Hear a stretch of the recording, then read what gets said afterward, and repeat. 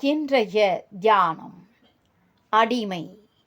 இறையே, நான் எங்கும் உனக்கே ஆட்பட்டிருப்பேனாக.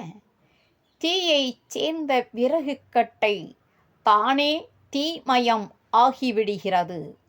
அப்பொழுது விறகுக்கட்டையில் உள்ள ஈரம் தானே போய்விடுகிறது.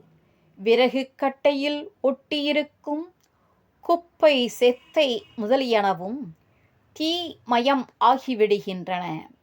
கடவுளிடத்து அடிமை புகும் ஒருவன் தானே கடவுள் தன்மை எடுத்து கொள்கிறான்.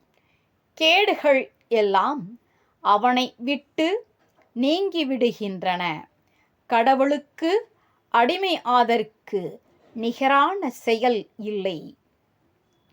அல்லல் என் செய்யும், அருவினை என் செய்யும், தொல்லை வல்வினை தொந்தான் என் செய்யும், தில்லை மாநக சிற்றம்பலம் அவனர்க்கு எல்லையில்லதோர் அடிமை பூண்டேன் உமக்கே.